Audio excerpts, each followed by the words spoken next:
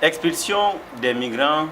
Les migrants continuent d'accuser leur représentation diplomatique ici à Rabat.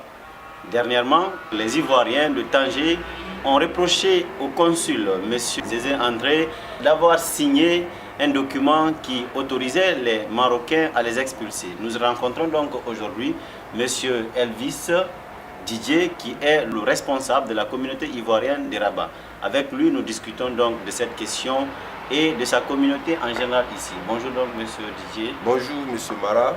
Ok, donc les Ivoiriens continuent, les Ivoiriens de Tanger ont accusé tout récemment le consul M.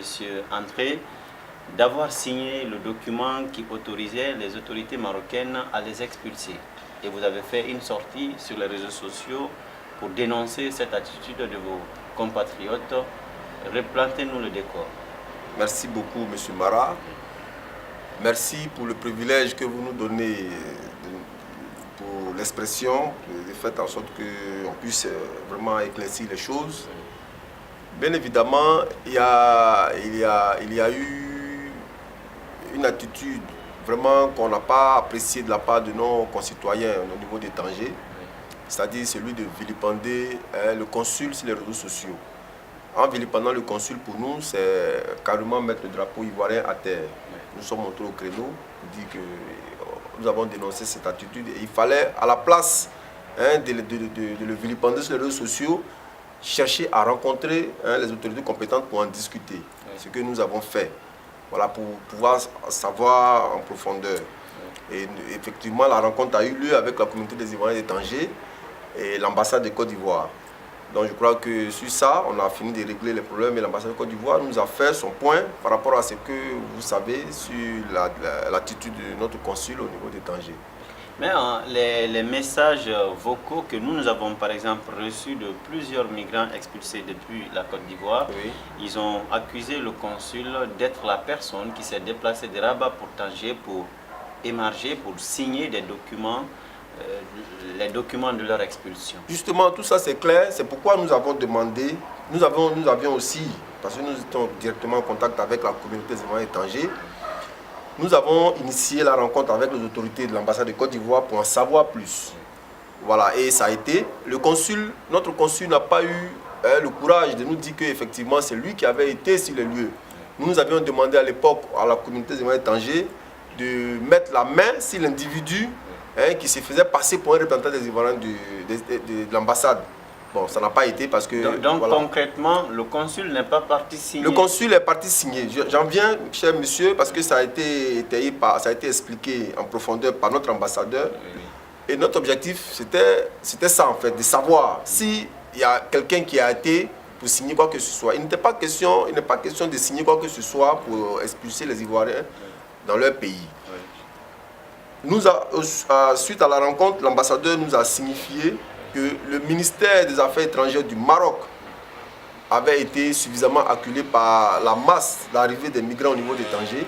Et il fallait prendre des dispositions. Donc elle a donné autorisation au procureur, oui. De rapatrier, d'arrêter tout le monde. Oui. Et vu l'arrestation, tellement les gens étaient tellement nombreux qu'elle a demandé à chaque ambassade, à chaque représentation diplomatique d'aller au niveau de la prison pour identifier ses ressortissants. Voilà ce qui a été.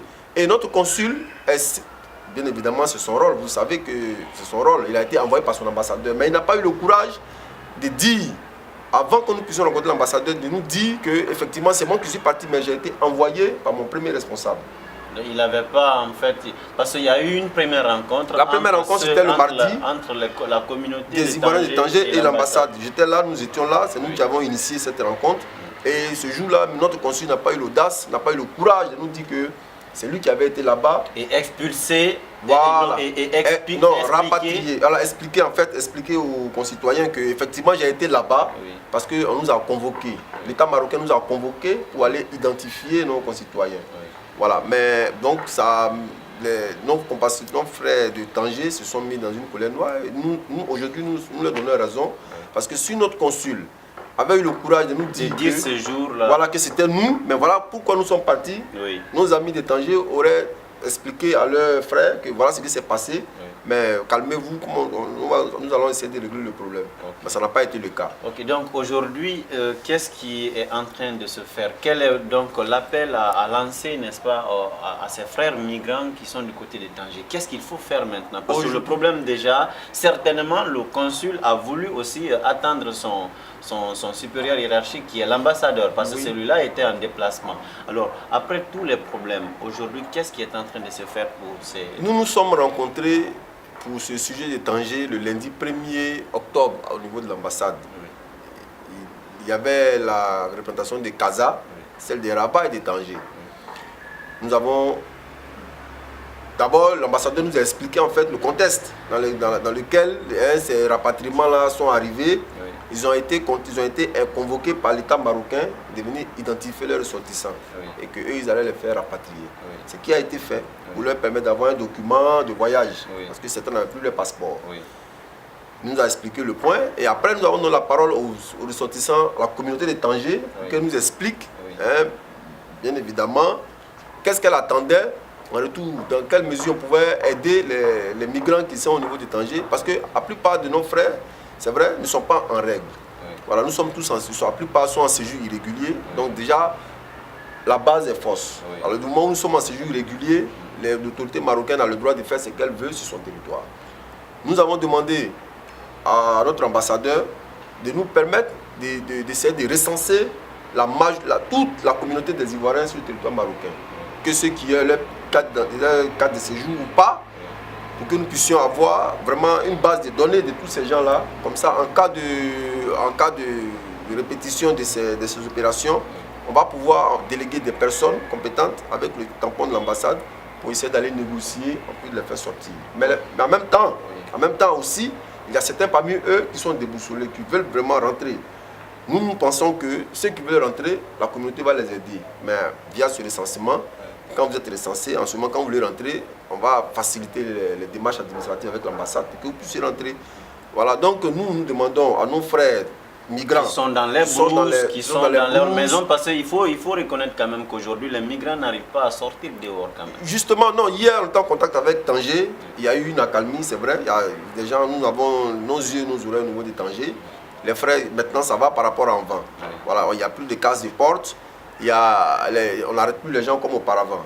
Voilà, il y a une accalmie par rapport aux différentes négociations que nous avons eues, et seulement avec le ministère de l'Intérieur et avec la CNDH, il y a eu une accalmie. Pour nous donner le temps, une trêve, pour nous donner le temps d'organiser nos concitoyens, d'organiser tous les migrants. Voilà, parce que je pense que c'est un problème d'organisation. C'est parce que nous ne sommes pas structurés. Aujourd'hui, on touche tout le monde, ça et là. Nous pensons que à l'heure actuelle, c'est de se faire enregistrer auprès de sa communauté, par exemple les Ivoiriens de Tanger. Et suite à ça, quand vous faites partie d'un listing, quand il y a un problème, si on vient vous arrêter, en lieu et place de vous faire rapatrier, on négociera.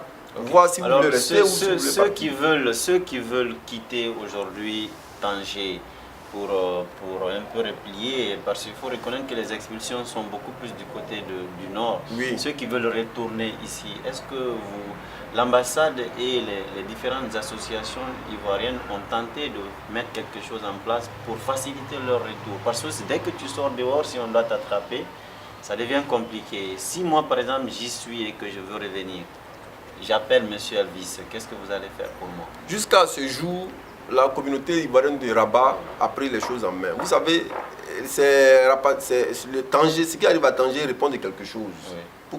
Pourquoi Tanger et pas Rabat? Pourquoi Tanger et pas Casa? Pourquoi Tanger et pas Agadir? Oui. Parce qu'il y a quelque chose au niveau de Tanger. Oui. Voilà, nous rappelons que l'État marocain est aujourd'hui le seul pays arabe qui a accepté la majeure partie des Africains. Et parmi ces Africains, sur ces migrants, il y a un certain nombre de personnes qui sont venues pour traverser. Il y en a qui veulent s'intégrer. Nous, au niveau de Rabat, nous avons pris la chose à bras le corps. Jusqu'à aujourd'hui, nous avons essayé de loger à peu près 60 personnes qui ont été expulsées de Tanger. Voilà, nous avons d'autres qui étaient malades, nous nous sommes arrangés pour leur donner les soins. À la place de la mort, nous avons donné la vie. Et nous sommes aujourd'hui vraiment surchargés. Vous faites votre mieux. Voilà, on fait notre mieux. Pas aussi... Et nous avons demandé aussi à ceux qui sont à Tanger, aux Ivoiriens qui sont à Tanger, quand ils viennent de nous contacter, pour voir dans quelle mesure on peut les insérer dans les différents foyers. Qu'est-ce qu'il faut dire aujourd'hui? Surtout un message à la communauté ivoirienne, à la jeunesse ivoirienne qui va certainement suivre ceci. Qu'est-ce qu'il faut dire à la jeunesse ivoirienne à la jeunesse, qui est en place? Voilà, à la jeunesse ivoirienne, tous qui sont au Maroc, nous avons lancé tout dernièrement un enrôlement. Voilà, un recensement général. Nous l'avons demandé à notre ambassadeur de nous donner un document, de nous a donné son accord pour que nous puissions nous recenser. Voilà, nous puissions savoir qu'est-ce que nous faisons ici, où est-ce que nous sommes, qu'on soit régulier ou non, qu'on soit régularisé ou non, excusez-moi. Et en fonction de cette base de données, on saura dans chaque ville qu'est-ce qu'il y a, où sont les Ivoiriens, qu'est-ce qu'ils font. Oui. Bon. Donc nous voulons maintenant dire, par rapport à ceux qui sont en Côte d'Ivoire, les candidats, les futurs candidats, qu'est-ce qu'il faut leur dire? Non, on leur demande tout simplement de ne pas s'aventurer parce que la situation est devenue catastrophique. Oui. Voilà, la Libye, il ne faut pas partir. Non, la Libye même. Pas partir. Le Maroc aussi. Voilà, non, le Maroc, je vous dis tout à l'heure que le Maroc est aujourd'hui le seul pays maghrébin qui aujourd'hui a accepté le bon nombre d'Africains sur son sol.